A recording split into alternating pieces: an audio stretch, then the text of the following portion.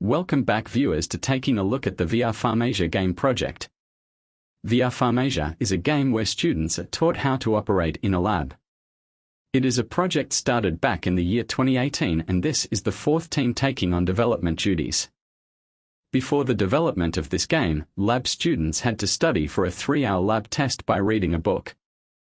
And the students only got to work with the lab tools when they took the test, which is not optimal for learning such practical skills and can lead to frustration. The goal of the game is to help students practice doing the different parts of the test in as realistic of an environment as possible. The existing game has 3 parts: changing room, medicine preparation, and membrane filtration. Changing room part has the player prepare for the upcoming tasks by suiting up in the appropriate lab equipment and by washing hands multiple times. Medicine preparation makes the player go through the steps of being able to choose and use tools to measure the correct amounts of medicine to syringes while making sure that everything is clean. Very clean, like really clean, or otherwise the game would be very angry. In membrane filtration, the player conducts a vast range of tasks including measuring liquids in a complicated manner, taking fingerprints and cutting and slicing very important lab equipment. The players also had to perform complicated mental maneuvers such as checking the current time. The goals of the fourth team are converting the old sections of the game to work with new VR controllers and headsets buglessly, and developing a new section to the game about fire security. The Sprint Zero consisted of controlled chaos where the team organized and got to know the client by visiting the laboratory in the VR campus. We were introduced to the different safety equipment used in the lab, including emergency showers, ice showers, fire blankets, and fire extinguishers. Our team also started exploring the existing code base, which was compact, approximately 10,000 lines of high-quality code, with plenty of documentation to work with. A decision was made to convert the existing game to support the new VR controller by using Unity's XR library, which shouldn't be too difficult. Trademark. We also set up the Sprint backlog in the GitHub projects that was so simple that it required only multiple clicks to add a new story to the backlog. In Sprint 1, the goal for the team was to create a working fire extinguisher that was able to extinguish a fire.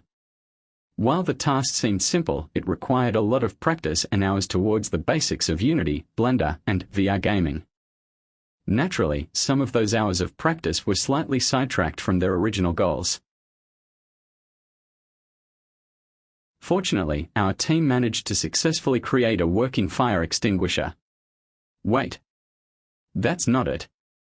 We don't know how to implement a rope, yet alone a hose in Unity. Let's try that again. That's more like it. First progressions were made towards the VR controller support. Things didn't go without problems though. Some of the things we were struggling with included problems with physically accessing working locations in the university due to key management issues.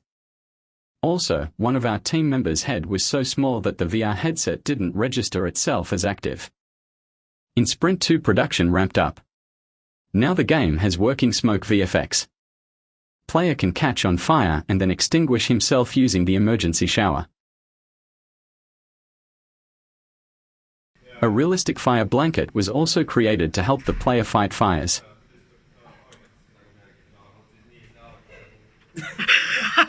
Our team also started creating a 1-to-1 model of the laboratory situated in the VR campus where the game takes place. And then we, naturally, set it on fire. Fire now spreads realistically, trademark.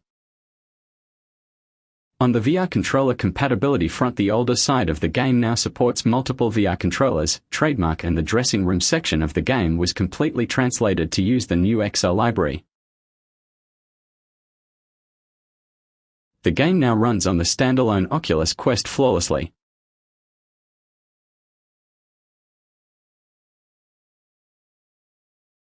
Also, bottles and their caps were successfully converted to use the XR library, and teleportation movement for the player was implemented. We also showcased the project to important university people who decide about money things. Development so far has been quite successful. Our team spirit is great and we have a lot of fun. Development is most efficient when done locally with access to VR devices and immediate testing. We have 2 such workstations here at Kumpula campus and 2 more at Viaki. Thus the current circumstances are quite unfortunate for our team efficiency, but what cuts our efficiency the most is Unity.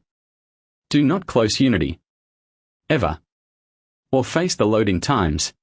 Most points of frustrations were caused by small technical difficulties like private fields in a closed source library when trying to make unit tests, not remembering to save Unity between changes, placing the fire under the floor making it spread infinitely in space, and random bugs that disappeared magically overnight with no changes being made.